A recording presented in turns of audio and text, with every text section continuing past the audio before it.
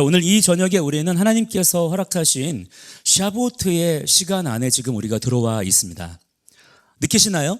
네, 지금 우리는 그냥 우연히 흘러가다 보니까 이 시간이 된 게 아니고요. 하나님께서 정하신 그 시간에 우리가 지금 들어와 있는 줄을 믿으시기 바랍니다. 특별히 이번 주는 나소 주간이죠. 이 나소 주간에 우리가 읽은 메시지는 무엇입니까?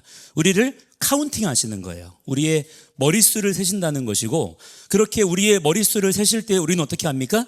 예수와의 머리를 높이 올려드리는 그런 말씀의 시간들 속에서 특별히 샤보트의 절기를 맞이하게 된 거예요. 우연이 아닌 줄을 믿습니다. 놀라운 하나님의 간섭하심이 있는 것이고요. 하나님의 사인이 있다라고 믿어지는 거예요. 하나님의 시간표 안에서 이루어지는 일이고 하나님의 분명하신 뜻이 있는 줄을 믿습니다. 자, 이 샤보트를 이해할 때 우리가 반드시 붙잡아야 될 두 가지 축이 있습니다. 그게 뭐냐면 하나는 토라이고요. 또 하나는 추수입니다. 이 두 가지의 축을 함께 기억하시면서 우리가 샤보트를 지키며 나아가야 돼요. 유대 전통에서 이 샤보트는 어떤 날이냐면 시내산에서 십계명 돌판, 이게 뭐냐면 토라거든요. 토라의 말씀을 받은 날로 기억됩니다. 그래서 역사상 첫 번째 샤보트가 언제냐면 하나님께서 이스라엘 백성들을 애굽에서 건져내셨잖아요. 그래가지고 홍해바다를 건너서 첫 번째 목적지가 어디입니까? 시내산으로 갑니다. 시내산으로 이동하는 게 첫 번째 목적지예요. 자, 그 시내산으로 이동해서 시내산 가운데 하나님께서 친히 임재하셔서 그들에게 모세를 통하여 십계명 돌판을 주시는 거예요. 그 십계명의 말씀을 주시면서 그 백성들과 거기서 언약을 맺으십니다. 말씀을 주신 거예요. 그래서 유대인들은 이 날을 뭐라고 부르냐면 한번 따라해 볼까요? 마탄 토라. 마탄 토라. 이 마탄이라고 하는 것은 수여되다, 주어지다 이런 뜻입니다.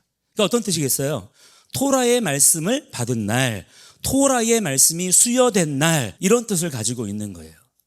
자, 이 토라라고 하는 것은요, 그냥 유대교 경전, 이스라엘의 율법 이런 게 아닌 것입니다. 살아계신 한 분 하나님께서, 하나님은 한 분이시죠? 살아계신 한 분 하나님께서 그분의 택하신 사랑하시는 백성들에게 말씀하시는 거예요. 나는 너희의 하나님이고 너희는 내 백성이라는 것입니다. 그러므로 나도 너희에게 이 언약대로 행할 것이고 너희도 이 언약 안에서 살아야 된다. 이 말씀을 하시는 것이 토라예요. 나쁜 겁니까? 좋은 겁니까? 굉장히 좋은 것이죠. 강력한 은혜가 부어지는 거예요. 그리고 그 말씀을 처음 주신 날이 언제라고요? 바로 이 샤부오트의 첫 번째 시간이었던 것입니다. 자, 그렇기 때문에 이 샤부오트는 어떤 날입니까? 그 모든 십계명 돌판의 내용들과 전체의 구조적인 부분들을 살펴볼 때 하나님께서 어떤 일을 행하신 거냐면 자기 백성 이스라엘과 혼인서약을 맺으신 거예요. 혼인서약이 뭐예요?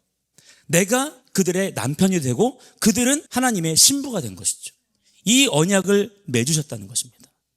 그러한 감격과 기쁨이 있는 절기가 바로 이 샤부오트라고 하는 거예요. 자, 그리고 또 하나, 샤부오트는 동시에 어떤 절기라 그랬습니까? 하나는 토라고 하나는 뭐라 그랬어요? 추수라 그랬죠? 추수절기입니다.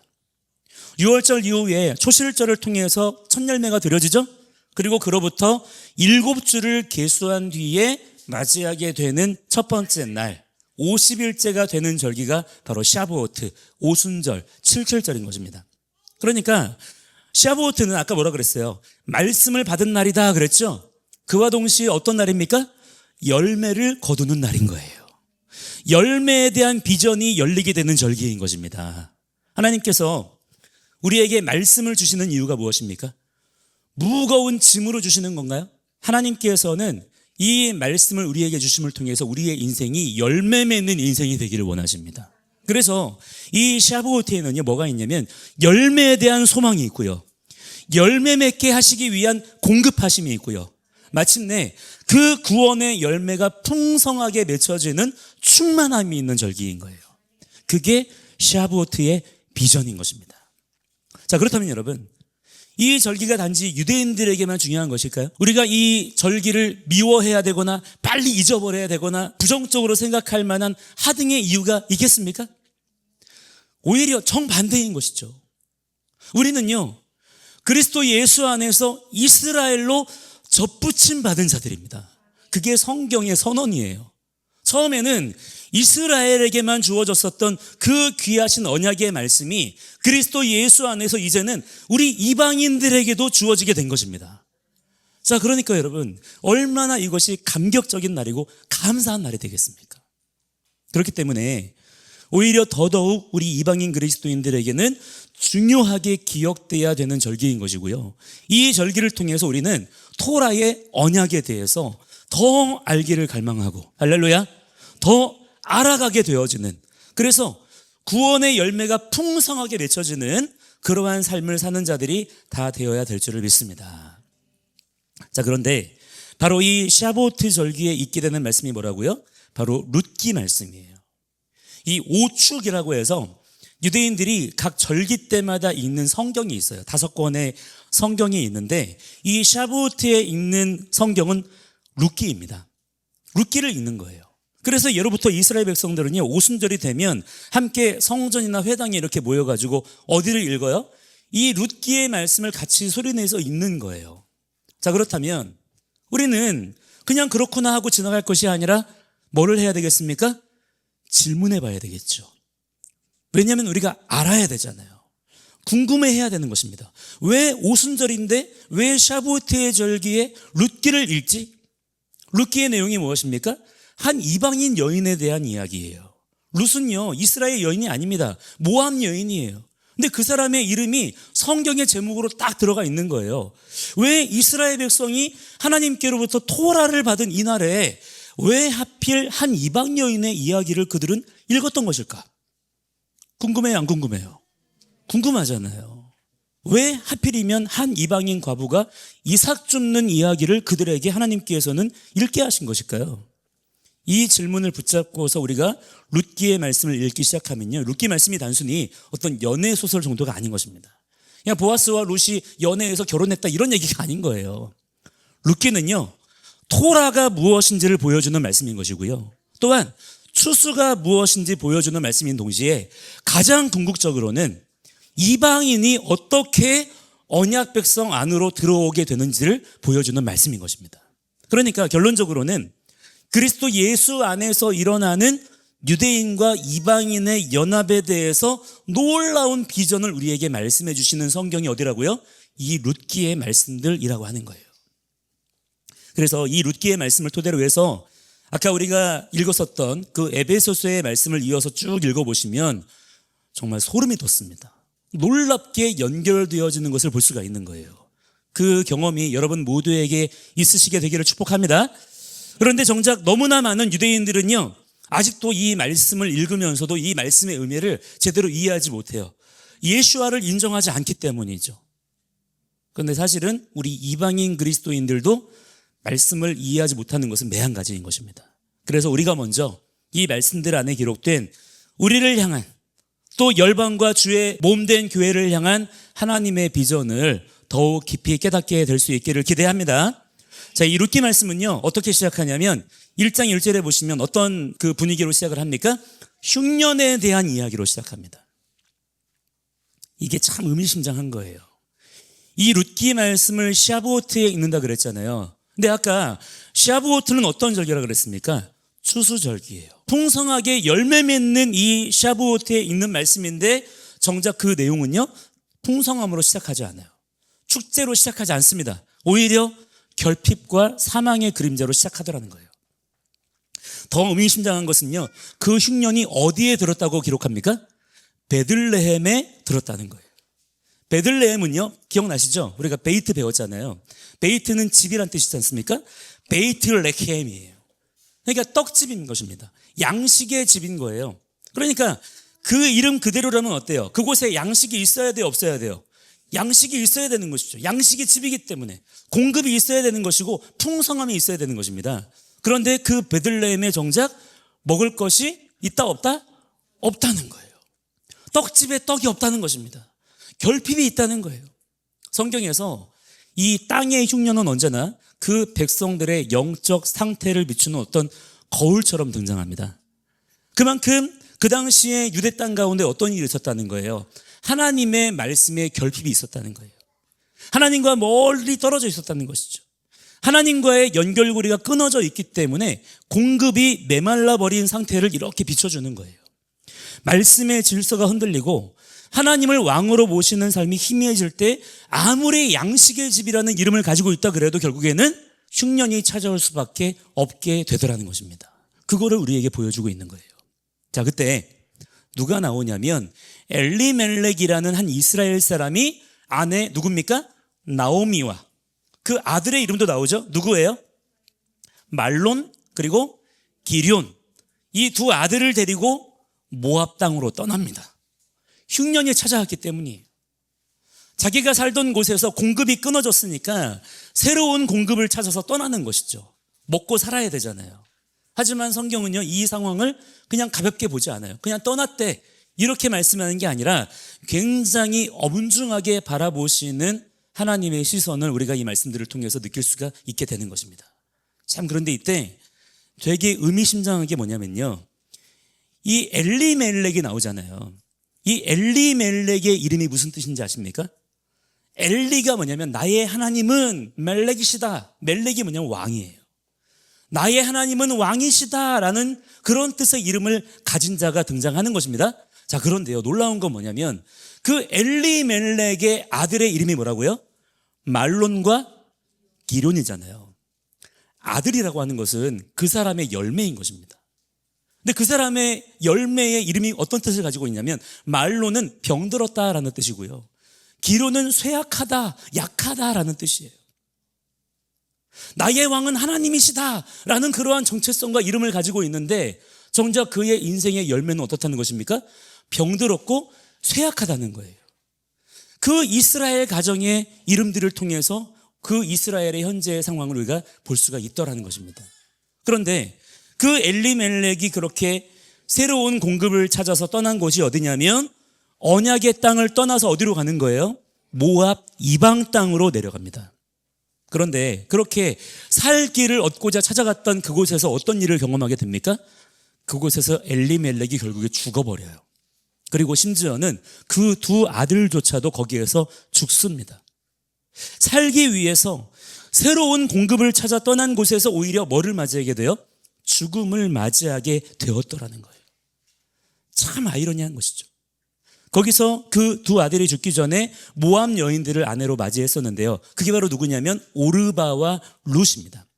그런데 결국 그 두 아들마저 죽고 나니까 그 가정에 남은 사람은 이제 누구밖에 없냐면 이스라엘 여인 나오미와 그 두 모압 며느리 둘밖에 없었던 거예요. 과부만 셋이 남은 것입니다. 당시에 고대 근동사회에서 가장 연약하고 불쌍한 존재가 누구였냐면 바로 고아와 과부였어요. 왜냐하면 그들은 스스로를 보호할 수 있는 사회적 기반이 전혀 없었기 때문에 공급도 없고요, 보호도 받지 못해요. 가장 불쌍한 인생을 사는 자들이었던 것입니다. 그러니까 남편을 잃고 아들을 잃었다는 것은요, 단지 사랑하는 가족을 잃었다는 차원이 아닌 거예요. 공급이 끊어진 것이고 그의 인생 가운데 보호가 끊어진 것이고 가문의 이름이 끊어진 것이고 기업이 끊어지게 된 것이고 미래가 완전히 사라진 것입니다. 완전한 절망 그 자체를 말하고 있는 거예요. 그야말로 나오미는 모든 것을 다 잃은 것이죠. 그래서 나중에 베들레헴으로 돌아오잖아요. 돌아왔을 때 사람들에게 뭐라고 말합니까? 사람들이 뭐라고 말해요? 야, 저 사람이 나오미냐? 물어보니까 뭐라고 얘기합니까? 나를 나오미라고 부르지 말라는 거예요. 차라리 저를 마라라고 부르세요. 이렇게 얘기하는 것을 볼 수가 있잖아요. 왜냐하면 나오미가 무슨 뜻이냐면 즐거움이라는 뜻이에요. 근데 그의 인생이 어떻습니까? 즐거울 게 하나도 없는 거예요. 마라는 무슨 뜻이냐면 쓰다, 고통스럽다 이런 뜻입니다. 자기의 인생 가운데 쓰디쓴 고통이 찾아왔다는 거예요. 그러니까 나오미가 자기 입으로 고백하는 것입니다. 내 인생은 더 이상 즐겁지가 않다는 거예요. 나의 인생 가운데 쓰디쓴 고통이 찾아왔다는 것입니다. 자기 이름조차 더 이상 감당할 수 없을 만큼 지금 나오미의 인생이 그만큼 무너져 있다는 것을 보여주고 있는 거예요.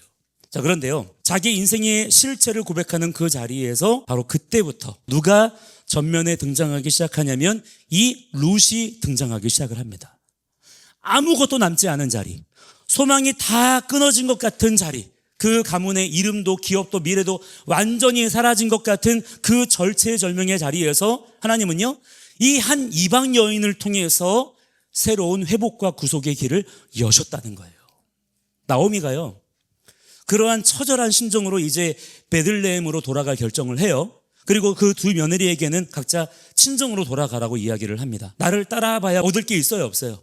얻을 게 없으니까. 근데 너희는 아직 젊으니까 너희 민족으로 돌아가서 너희들 결혼해서 잘 살아라. 그렇게 한 것이죠. 그래서 그때 오르바는 울면서 나오미와 작별 인사를 합니다. 잘못된 게 전혀 없는 거예요. 너무나 당연한 선택을 한 것이죠. 그런데요, 이 룻은 다른 선택을 했다는 거예요. 돌아가지 않았다는 것입니다. 오히려 나오미에게 사정하면서 매달려요. 그리고 룻기 전체를 떠받치는 엄청난 고백을 나오미가 오늘 우리가 읽었던 본문에서 하는 것을 볼 수가 있습니다. 함께 오늘 우리가 읽었던 말씀에서 1장 16절부터 18절까지 말씀을 함께 같이 한번 읽어보겠습니다. 함께 시작. 룻이 이르되 내게 어머니를 떠나며 어머니를 따르지 말고 돌아가라 강권하지 마옵소서. 어머니께서 가시는 곳에 나도 가고 어머니께서 머무시는 곳에서 나도 머물겠나이다. 어머니의 백성이 나의 백성이 되고 어머니의 하나님이 나의 하나님이 되시리니 어머니께서 죽으시는 곳에서 나도 죽어 거기 묻힐 것이라. 만일 내가 죽는 일 외에 어머니를 떠나면 여호와께서 내게 벌을 내리시고 더 내리시기를 원하나이다 하는지라. 나오미가 룻이 자기와 함께 가기로 굳게 결심함을 보고 그에게 말하기를 그치니라. 아멘. 자, 여러분, 이 말씀을 그저 효심 깊은 며느리의 이야기로 우리가 보면 안 되는 거예요. 물론 룻이 인간적으로 나오미를 존경하고 사랑했던 것도 있겠죠. 그러나 이 고백은 단지 시어머니를 끝까지 모시겠다는 그런 정도의 말이 아니었던 것입니다. 룻이 지금 하는 말은 뭐냐면요, 자기 인생 전체를 이스라엘의 하나님 아래로 옮겨 놓겠다라고 고백을 하고 있는 거예요. 자기의 나라와 자기의 신을 버리고 이스라엘 백성 안으로 내가 들어가기 원한다는 것입니다. 나도 여호와 하나님을 섬기는 삶으로 들어가기 원한다는 거예요. 그 고백을 하고 있는 것입니다. 그래서 평생을 그렇게 자기가 살아왔었던 모압 땅을 등지고서 자기에게 익숙했던 자기의 삶의 방식을 내려놓고서 이제 하나님의 언약 안으로 자기의 시어머니 나오미를 따라서 그렇게 들어가겠다라고 지금 고백을 하고 있다라고 하는 거예요. 룻이 이 선택을 한 것은요, 자기의 미래를 계산했기 때문일까요? 어떤 무슨 베들레헴으로 돌아가면 자기의 인생길이 확 열릴 거라는 그런 기대가 있었을까요? 뭐가 그의 인생길 앞에서 보였겠어요? 그냥 암담할 뿐인 것이죠. 룻이 나오미를 따라서 베들레헴으로 간다고 해서 누가 그거를 알아주겠습니까? 알아준다 한들 책임져 준다는 보장도 전혀 없어요. 모압의 이방 여인이 그 깐깐한 이스라엘 사람들한테 어떤 대접을 받게 될지도 전혀 알 수 없는 것입니다. 그럼에도 불구하고 룻은 그 길을 기꺼이 선택했다라는 거예요. 결코 가벼운 선택이 아니었다라는 것이죠. 자, 그 이유가 무엇일까요? 왜 룻이 그럼에도 불구하고 이 선택을 했던 것일까요? 일단은 다른 거를 발견할 수가 없어요. 하나님이에요. 나오미의 엘로힘을 자기의 엘로힘으로 고백했기 때문인 것입니다. 그것이 성경에서 발견할 수 있는 룻의 고백이었고요, 룻의 믿음이었어요. 이방인이었지만 이스라엘 사람 엘리멜렉의 집으로 결혼해 와서 그 가정에서 살면서 여호와를 경외하는 삶에 대해서 보고 배우게 된 것입니다. 하나님의 언약에 대해서 듣고 배우게 된 거예요. 그래서 그 안에 소망이 생긴 것입니다. 믿음이 생겨난 거예요. 알게 되고 배우게 되고 그 언약을 자기 삶의 기준으로 세우게 된 것이죠. 자, 이 샤부오트에 우리가 이 룻기를 읽는 이유가 바로 여기에 있는 것입니다. 하나님의 이 토라의 말씀이 언약의 말씀으로 수여된 그 날에, 성령님께서 각 심령 위에 찾아오신 그 날에 하나님께서는 우리에게도 동일하게 묻고 계시다라고 하는 거예요. 그게 무엇입니까? 너희는 정말 너희가 그동안에 붙잡고 있었던 너희들의 옛 정체성과 옛 삶의 질서를 정말 너희들이 버리고 나를 너희의 하나님으로 정말 그렇게 고백하겠느냐 물으신다라는 것입니다. 그러면 우리는 거기에 하나님께서 기뻐하시는 대답을 할 줄 아는 자들이 되어야 될 줄 믿습니다. 그래서 룻의 이 고백이 바로 이 샤부오트의 절기에 우리가 하나님께 드려야 되는 고백이 되는 거예요. 당신의 하나님이 나의 하나님이 되십니다. 이스라엘에게 토라를 주신 하나님이 바로 나의 하나님이십니다. 이스라엘과 맺으신 그 언약이 나에게도 맺어졌습니다. 그렇게 믿습니다. 이것이 예수 그리스도 안에서 하나님의 말씀을 받은 백성의 고백인 것이죠. 자, 그런데 말씀해 보시면 룻과 나오미가 그렇게 베들레헴으로 돌아와요. 그때 보시면요, 그들이 돌아온 때가 언제인지 말씀에서 정확하게 그 시기를 알려줍니다. 함께 22절 말씀 같이 보시겠어요? 22절 말씀 함께 시작. 나오미가 모압 지방에서 그의 며느리 모압 여인 룻과 함께 돌아왔는데 언제 베들레헴에 돌아왔다고요? 보리 추수를 시작할 때였다 그랬어요. 자, 이 한 구절을 우리가 가볍게 지나가면 안 되는 것입니다. 룻기가 제시하는 시간표는요, 언제냐면 룻이 보리 이삭을 추수하기 시작할 때 들어와서 뭐 하는 것입니까? 이삭을 주워가는 과정을 통해서 누구를 만나요? 보아스를 만나게 되는 이야기가 펼쳐지고 있는 거예요. 그것이 룻기의 이야기인 것입니다. 우연이 아니다라고 하는 거예요. 보리 추수를 시작하는 시즌에 들어와서 이삭을 주워가는 과정이 그에게 펼쳐지는 것이고 그 과정을 통해서 보아스를 만나게 되었다. 이 흐름을 우리가 놓치지 말아야 되는 것입니다. 우리도 마찬가지로 지난 초실절로부터 시작해가지고 계속해서 우리가 뭐였습니까? 오멜데이를 카운팅하면서 결국 어디를 향해 왔어요? 오늘의 이 샤부오트의 날까지로 이르게 된 줄을 믿습니다.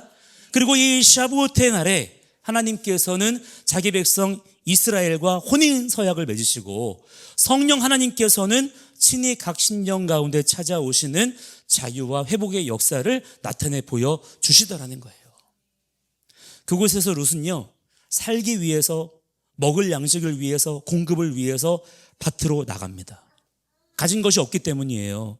자기 땅이나 밭이 없습니다. 그러니까 뭐를 찾는 거냐면 살기 위해서 남은 거 찾아가는 거예요. 떨어진 이삭들을 주우러 가는 것입니다. 자, 그런데 여기서 우리는 토라의 아름다움을 보게 됩니다. 토라에는 뭐가 있냐면요, 가난한 자와 나그네를 위한 규례가 있었어요. 그걸 폐하법이라고 합니다. 추수할 때 반 모퉁이까지 다 거두거나 떨어진 이삭까지 주워가면 안 되는 거예요. 이게 법이었습니다. 법으로 제정해 두었어요. 왜 그러냐면 그것을 가난한 자나 나그네들을 위해서 남겨두라는 하나님의 명령이 있었다는 거예요. 하나님께서 그것까지 명령해 두셨다는 것입니다. 그런데 룻이요, 바로 이 토라의 규례에 기대어서 살아가는 거예요. 죽을 수밖에 없어요. 아무것도 가진 게 없습니다. 그런데 이 토라의 명령에 기대어서 남겨진 이삭을 주어서 먹고 살 수가 있게 되었다는 거예요. 자, 이게 중요한 것입니다. 토라의 말씀이, 토라가 단지 이스라엘만을 위한 말씀이 아니라는 것을 보여주고 있는 거예요. 우리 또한 마찬가지로 토라의 말씀에 기대어서만 살 길이 주어진다는 것을 알아야 되는 것입니다. 만약에 이 토라의 말씀이 없었다면요, 이 룻은 어떻게 했어요? 살 길이 없는 거예요. 근데 하나님께서 합법적으로 그들이 공급을 받을 수 있는 길을 토라의 말씀의 명령을 통해서 준비해 두셨다는 것입니다. 그 말씀 때문에 룻이 그 땅에서 살 길을 얻게 되었다는 거예요. 이 인사이트를 가지는 것이 지금의 우리들에게도 매우 중요한 줄을 믿으시기 바랍니다. 자, 그런데 이때 그렇게 남은 곡식을 얻기 위해서 룻이 들어간 그 밭의 주인이 누구라는 것입니까? 바로 보아스였던 거예요. 자, 그런데 이 성경은요, 이 보아스를 엘리멜렉의 친족이며 유력한 자라고 소개합니다. 그러니까 아주 남이 아니죠? 연결고리가 있는 거예요. 그냥 생판 남이 아니었던 것입니다. 룻은 그저 살기 위해서 남은 곡식이 있는 밭으로 찾아간 건데 마침 하나님께서는 그 걸음을 친히 인도하셔서 구속의 자리로 그를 신실하게 인도하셨다는 거예요. 이때 이 보아스가요, 그 룻을 보고 그냥 지나치지 않아요. 일꾼들에게 룻을 함부로 대하지 말라고 명령합니다. 마실 물을 제공하고요, 식사 자리에도 초대하는 것을 볼 수가 있어요. 심지어 일부러 이삭을 조금씩 더 흘려두어 가지고 룻이 더 많이 주워갈 수 있게 합니다. 자, 왜 그랬을까요? 왜 그랬을까요? 룻이 너무 이뻐가지고? 룻 한번 꼬셔보려고 플러팅한 걸까요? 그게 아니라는 것이죠. 보아스는 토라를 준행하는 사람이었다라는 것을 보여주는 것입니다. 이게 중요한 포인트가 되는 거예요. 보아스는 어떤 사람이라고요? 토라를 준행하는 사람이었다는 것입니다. 하나님께서 이스라엘 백성들에게 명령하신 그대로 가난한 자와 나그네들을 위한 몫을 그가 그렇게 남겨두었던 거예요. 그러니까 보아스의 밭은요, 그냥 밭이 아니었던 것입니다. 실제로 토라의 시스템, 하나님 나라의 통치 시스템이 작동하는 언약의 현장이었던 거예요. 그런데 거기에 먹을 것이 있더라는 것입니다. 그것을 통해서 이방 여인 룻이 살 길을 얻게 되고요, 공급을 받게 되는 역사가 일어나게 되었다는 것을 보여주고 있는 거예요. 자, 그뿐만이 아니에요. 그냥 단지 이 룻이 이삭을 주워 먹는 그런 정도가 아니라 그 언약의 땅에서 놀라운 일들을 경험하게 됩니다. 이제 추수가 다 끝나고 보아스가 타작마당에서 곡식을 까부르던 밤이었어요. 그런데 그때 나오미가 룻에게 한 가지를 일러줍니다. 몸을 씻고 기름을 바르고, 그러니까 예쁘게 꽃단장을 하고 보아스가 잠든 뒤에 그 발치를 들추고 거기에 누우라는 거예요. 그리고 룻이 그 말대로 그렇게 합니다. 근데 한밤중에 보아스가 깜짝 놀라서 깨요. 당연히 놀라지 않았겠습니까? 자기 발치에 한 여인이 누워 있는 거예요. 놀라는 거죠. 그래서 보아스가 물어봐요. 뭐라고 물었겠어요? 너는 누구냐? 지금 뭐 하는 거냐? 물었겠죠. 자, 그러자 그 어둠 속에서 룻이 어떻게 대답하냐? 함께 룻기 3장 9절 말씀 한번 찾아보시겠어요? 룻기 3장 9절 함께 같이 읽겠습니다. 시작. 이르되 내가 누구냐 하니 대답하되 나는 당신의 여종 룻이오니 당신의 옷자락을 펴 당신의 여종을 덮으소서. 이는 당신이 기업을 물을 자가 됨이니이다 하니. 아멘. 여기 당신의 옷자락을 펴 당신의 여종을 덮으소서, 이 표현을 잘 기억하시기 바랍니다. 우리가 이따가 이 고백을 붙잡고 기도하는 자들이 되겠습니다. 자, 우리 문화로 보면은 이 장면이 사실은 선뜻 이해가 안 되죠. 낯설게 느껴질 수가 있습니다. 그러나 룻기는요, 이 장면을 결코 천박하거나 음란하게 표현하지 않아요. 오히려 아주 절제되고 거룩한 장면으로 표현을 합니다. 여기에는요, 단순한 남녀의 어떤 이성적인 관계의 이야기가 아니라 구속의 요청이 담겨져 있기 때문이에요. 여기서 옷자락을 펴서 덮어달라라는 말은요, 보호와 언약의 표현입니다. 룻은 지금 보아스에게 사실은 청혼을 하는 게 아닌 거예요. 단지 토라의 그 율법에 따라서 끊어진 가문을 다시 살려달라고 요청하고 있는 것입니다. 언약을 기억해 달라고 말하고 있는 거예요. 여기 기업 물을 자라고 번역된 단어가 원래는 고엘이라는 말이에요. 이게 뭐냐면 이스라엘 백성들에게는 뭐가 있냐면요, 하나님께서 주신 기업이 끊어지지 않게 하는 게 그들에게는 중요했기 때문에 가까운 친족 가운데 만약에 곤경에 빠진 가문이 있다 그러면 같은 가문 안에서 그 어려움을 대신 책임져 주는 그런 법이 정해져 있었던 거예요. 그게 바로 고엘, 우리말로는 기업 물을 자로 번역이 되어 있는 바로 그것입니다.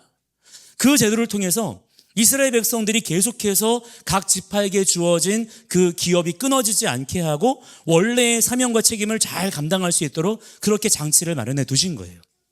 그래서 가난 때문에 팔린 땅이 있다면 다시 그것을 되찾아주고, 엘리멜렉의 가정처럼 남자가 다 죽어가지고 가정이 망하게 되었으면 그것을 다시 책임 있게 세우는 사람이 바로 고엘이었던 것입니다. 기업 물을 자가 있었던 거예요.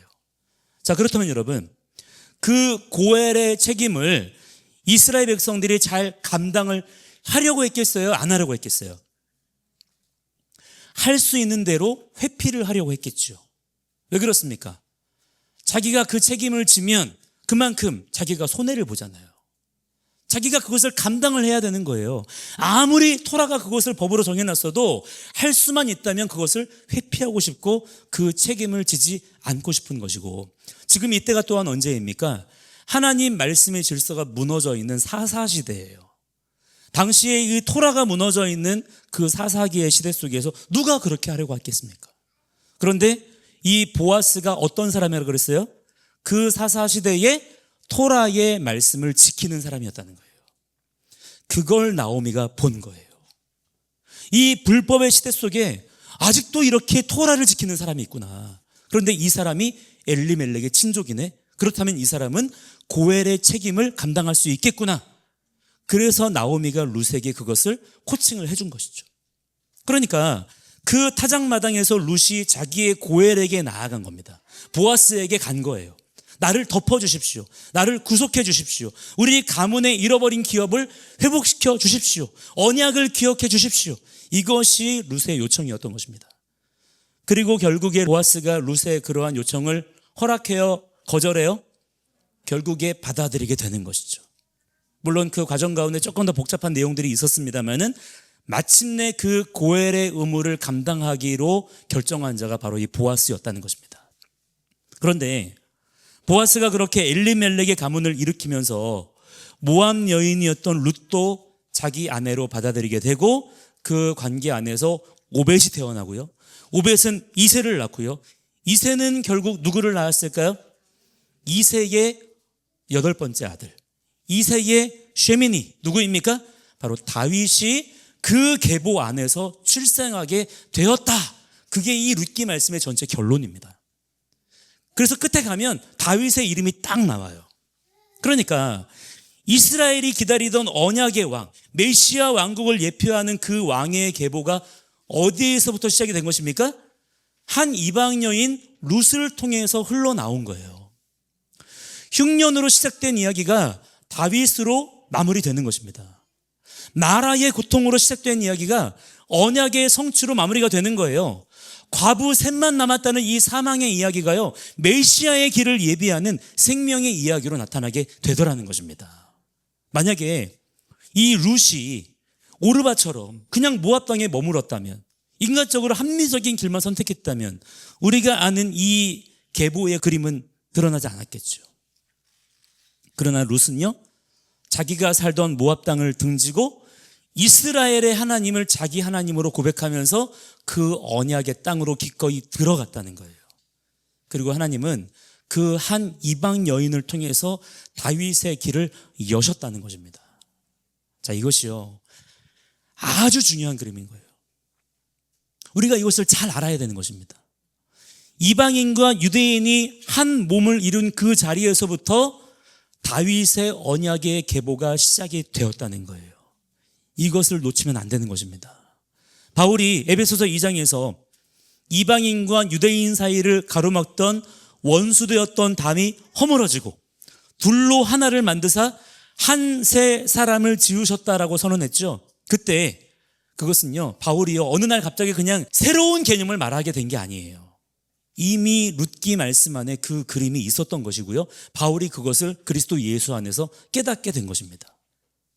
모압 여인 룻과 유대인 보아스가 한 몸을 이루었을 때 이 한 세 사람의 비전이요, 이미 역사 속에서 그렇게 시작이 되었다는 거예요. 그리고 그 계보의 끝에 누가 서 계십니까?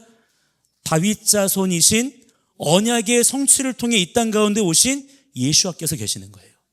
이 모든 일들이 하나로 그렇게 이어지는 것입니다.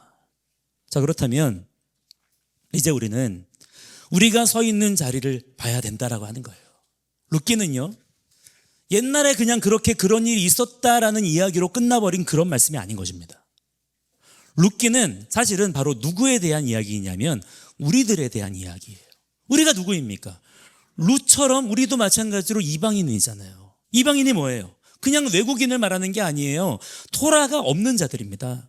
하나님과 상관없던 자들, 바울의 표현대로 하자면 언약의 약속들에 대하여는 외인이요, 세상에서 소망이 없던 자들이었다, 이 말이에요. 그런데 우리의 고엘이신 예수와께서 그 옷자락을 펴서 우리를 덮으셨어요. 할렐루야. 하나님과 아무 상관없었던 우리의 이름을 예수와를 통해서 이스라엘로 접붙여 주신 것이고요, 그렇게 우리가 살 길을 얻게 하셨을 뿐만 아니라 하나님의 백성이라는 정체성을 또한 이어받게 하셨다라는 것입니다. 룻이 받았던 그 구속을 우리 또한 받은 거예요. 룻이 보아스의 은혜 아래로 들어갔듯이 우리는 우리의 고엘이신 예수와의 은혜 아래로 들어간 거예요. 룻이요, 모압의 정체성을 내려놓고 이스라엘의 하나님을 자기 하나님으로 고백했듯이 우리도 세상의 옛 질서와 옛 가치관을 내려놓고 이스라엘의 하나님을 우리의 하나님으로 고백하는 자들이 되어야 될 줄을 믿습니다. 이게 우리가 붙들어야 되는 복음의 진리라고 하는 거예요. 우리가 기독교라고 하는 우리가 마음에 들어하는 종교를 만들어 놓고 그것을 섬기는 것이 아니라 우리는 이스라엘의 하나님의 통치 아래로 들어가는 자들이 돼야 된다는 것입니다. 그래서 이 샤보트의 밤에 우리는 룻이 그렇게 나아갔었던 그 언약의 들판으로 나아가는 자들이 돼야 된다는 거예요. 그 토라 안에서 우리에게 살 길이 주어지는 것입니다. 그냥 이삭이 있었던 게 아니에요. 토라의 말씀의 법대로 그 이삭이 남겨져 있었던 것입니다. 그 살 길을 지금 우리에게도 토라의 말씀 안에서 베풀어 주시는 줄을 믿으시기 바랍니다. 시내산에서요, 불 가운데에서 토라의 말씀이 주어졌어요. 그리고 사도행전 2장에 가보시면 예루살렘에서는요, 불의 혀같이 갈라지는 것들이 각 사람 위에 임하였었다 그랬습니다. 돌판에 새겨졌었던 그 말씀이요, 이제는 그리스도 예수 안에서 각 심령 위에 성령님께서 찾아오시는 역사가 이 샤부오트의 날에 일어난 일이었다라고 하는 거예요. 그렇다면 이 샤부오트의 절기를 기억하면서 우리는 무엇을 붙잡아야 되겠습니까? 이미 완성된 거니까, 이미 그냥 끝나버린 이야기니까 무시해도 되는 걸까요? 이미 완성됐으니까, 다 끝났으니까 필요 없다라고 생각하면 되는 것일까요? 그건요, 하나님의 말씀을 무슨 짐덩이처럼 생각하는 것입니다. 그 지긋지긋하던 율법의 짐을 이제는 예수님이 다 끝내셨다, 이렇게 얘기하는 사람들이 있는 거예요. 아니, 저는 너무 궁금한 거예요. 뭘 얼마나 자기들이 그 말씀대로 지키며 살았다고 그러는 것일까요? 과연 정말 그렇게 하나님 말씀을 짐처럼 여기며 살았던 적이 있습니까? 웃기는 얘기를 하는 것이죠. 뻔뻔한 얘기를 하는 것입니다. 뭘 얼마나 자기들이 말씀대로 사느라 힘들었다고 이제는 말씀대로 안 살아도 돼, 이런 얘기를 하는 것일까요? 그걸 은혜라고 말하고 있는 거예요. 오히려 진짜 복음은 뭐를 말하고 있습니까? 토라와는 전혀 상관없었던 우리들에게 토라의 말씀이 주어졌다는 거예요. 이게 복음이라는 것입니다. 이제부터는요, 하나님의 율법, 하나님의 토라, 하나님의 그 말씀대로 살 수 있는 자유와 능력이 성령 안에서 우리에게도 부어지게 되었다는 거예요. 이게 복음인 것입니다. 예수 그리스도께서 우리의 고엘이 되어주셔서 우리가 그 토라의 공급하심, 토라의 보호하심, 토라의 복을 함께 받을 수가 있게 되었다는 거예요. 그렇기 때문에 더욱 힘써서 그러한 하나님의 말씀들, 하나님의 기준들을 더 기억해야 되는 것이고요, 지켜야 되는 것이고요, 준행해야 되는 자들이 되어야 될 줄 믿습니다. 자, 이 마지막 추수의 때에 하나님께서 이루실 일은 무엇일까요? 먼저는요, 이방인의 충만한 수가 채워지게 되는 것이고요, 그 이방인들을 통해서 마침내는 룻이 그랬던 것처럼 온 이스라엘이 또한 구원을 받게 되는 것입니다. 그게 우리에게 주어진 사명이자 책임이에요. 완전히 끊어졌었던 엘리멜렉의 가문이 이방 여인 룻을 통해서 회복이 되었던 것처럼 하나님은요, 우리 이방인들을 그리스도의 신부로 부르시고 계시는 줄을 믿습니다. 하나님은요, 이스라엘을 절대 포기하지 않으십니다. 만약에 이스라엘을 포기하셨다면요, 그 하나님을 과연 우리가 정말 믿고 따를 수가 있을까요? 없는 거예요. 그러나 이스라엘을 결코 포기하지 아니하시는 하나님께서 우리 또한 그분의 신실하심 가운데 끝까지 지키실 것을 믿으시고 신뢰하시며 감사하는 자들이 되시기를 바랍니다. 하나님은요, 룻을 부르셨고 보아스와 한 몸을 이루게 하셨고 마침내 다윗의 계보를 여셨어요. 그리고 그 계보를 통해 이스라엘의 왕이신 예슈아를 이 땅 가운데 오게 하셨습니다. 그런데요, 이제는 이 일이 끝난 게 아니라 새로운 패턴으로 우리를 통하여서 일어나게 될 거라는 거예요. 하나님께서 이제는 우리 이방인 성도들을 부르십니다. 그리스도의 신부로 부르셔서 그리스도 예수 안에서 우리를 그분의 신부로 단장되게 하시고요, 마침내 하나님의 언약에서 멀리 떨어져 있는 이스라엘을 다시 하나님께로 돌아오게 하는 역할을 우리에게 감당하게 하실 거예요. 영원한 이스라엘의 왕이신 예수와께서 그 땅 가운데로 다시 오실 것입니다. 지금 똑같은 패턴의 일들이 지금 이 시대 가운데서 바로 우리의 순종의 삶을 통하여 동일하게 진행되고 있다라는 거예요. 이 눈이 뜨여지는 저와 여러분들의 삶이 되기를 축복합니다. 자, 그러므로 오늘 이 샤보트의 밤에 우리가 품어야 될 것은 분명합니다. 그것은 뭐냐면 소망이에요. 여러분, 소망을 갖는 자들이 되시기를 바랍니다. 막연한 소망이 아니라 큰 소망을 가지시기 바랍니다. 토라를 우리가 회복해야 되는 거예요. 토라를 버릴 것이 아니라 우리가 버리고 말고 할 게 있습니까? 이 토라의 말씀을 다시 붙잡는 자들이 돼야 될 줄 믿습니다. 예수님을 믿는다면서 예수님을 전혀 성경과는 상관없는 분으로, 마치 그분이 이제는 이스라엘과 아무런 상관이 없는 분이시고 이스라엘은 그냥 무슨 이야기 속의 비유 정도인 것처럼 그렇게 여기는 경우가 한국 교회 안에 얼마나 많은지 몰라요.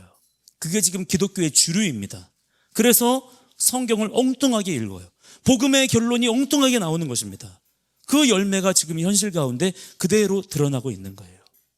우리는요, 이방인 그리스도인이라는 정체성을 소중히 여길 줄 알아야 됩니다. 간혹 스스로 유대인처럼 되려고 하는 분들이 있어요. 그렇게 하면 안 되는 거예요. 우리의 사명은 유대인이 되는 게 아니에요. 우리는 이방인으로서 부름을 받았습니다. 이 정체성을 소중히 여겨야 되는 거예요. 우리가 이스라엘로 접붙여졌다는 것과 스스로 유대인처럼 되려고 하는 것과는요, 전혀 다른 거예요. 우리가 이방인 그리스도인으로서 이스라엘에 접붙여진 정체성을 가지고 이스라엘을 위해서 기도하는 것이 너무나 중요한 것입니다. 지금 유대인들, 이스라엘 백성들은요, 마치 엘리멜렉의 가문과 같아요. 나의 하나님은 왕이시다, 그 뜻이잖아요. 말은 그렇게 하지만 정작 어떻습니까? 말론과 기론처럼 병들고 쇠약한 자들처럼 되어서 자기의 왕조차 알아보지 못하는 그런 형편에 지금 처해 있는 자들이 이스라엘 백성들인 것입니다. 그러한 이스라엘을 향하여서 우리 이방인 성도들이 룻의 역할을 감당하는 자들이 돼야 될 줄 믿습니다. 지금 우리나라의 상황들을 보시면 국가적으로 아예 반 이스라엘을 선언하고 나서지 않았습니까? 이재명이 아주 공개적으로 네타냐후를 체포하겠다고, 체포해야 되지 않냐고 막 으름장을 놓고 있잖아요. 이게 여러분 그냥 지나갈 일이 아닌 것입니다. 말도 안 되는 상황인 거예요. 보통 심각한 일이 아닌 것입니다. 이게 악한 자들의 나타나는 패턴인 거예요. 살아계신 한 분 이스라엘의 하나님을 대적하는 자들은 항상 이스라엘을 그렇게 미워하고 대적하려고 했습니다. 그러나 성경은, 그리고 역사는 분명히 보여주고 있는 거예요. 그러면 된다, 안 된다? 안 된다라는 것입니다. 죽는다는 거예요. 망한다는 것입니다. 오히려 우리는 더욱 깨어서 이스라엘을 위해서 축복해야 될 줄 믿습니다. 우리가 이미 축복이 뭔지에 대해서 주일에 다 배웠었죠. 그 축복을 이스라엘을 향하여 선포해야 되는 거예요. 그리고 다윗의 보좌 위에 앉으실 영원한 왕, 우리의 다시 오실 메시아의 왕국을 바라보면서 오늘 이 밤에 우리 모두가 룻처럼 그 왕국을 향해 자신을 던지는 믿음으로 서는 자들이 되어야 될 줄을 믿습니다.